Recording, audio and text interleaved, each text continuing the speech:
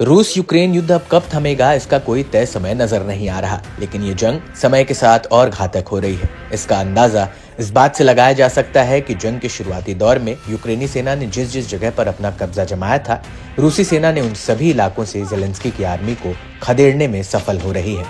आए दिन रूसी सेना यूक्रेन के खिलाफ जबरदस्त हमले कर रही है। हाल ही में रूसी सेना ने यूक्रेन के ऊर्जा तंत्र को निशाना बनाया। रूस ने रात भर में 93 मिसाइलें और करीब 200 ड्रोन दागे, जिसके बाद यूक्रेन के जवाबी हमले करने का दावा किया।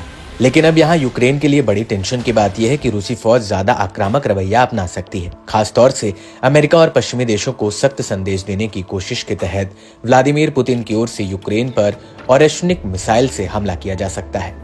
जी हाँ, इस बात का दावा यूएन में रूस के पूर्व उप स्थायी प्रतिनिधि कॉन्स्टेंटीन डोलगोव ने किया है। डोलगोव ने माना है कि रूस को लगता है कि यूक्रेन पर दागी गई पहली मिसाइल अमेरिका को सबक सिखाने के लिए काफी नहीं है। कोई भी हथियार दुश्मन को नष्ट करने, बुनियादी ढांचे को नुकसान पहुंचाने और सेना का मनोबल तोड़ने के लिए बनाया जाता है। ये भी एक ऐसा ही हथियार है। इससे पहले अमेरिकी रक्षा विभाग ने भी कहा था कि रूस जल्द ही एक और ओरेशनिक मिसाइल का इस्तेमाल कर सकता है। ये मिसाइल रूस का खतरनाक हथियार है, जिसे हेजल नाम से भी जाना जाता है। इसके साथ ही डोलगोव ने पेंटागन के उस दावे को भी खारिज कर दिया जिसमें कहा गया कि ओरेशनिक मिसाइल सिर्फ यूक्रेन को डराने के लिए है। इस जंग में यूक्रेन भी पश्चिम से मिली हुई लंबी दूरी की मिसाइलों से रूसी शहरों के भीतर हमले कर रहा है।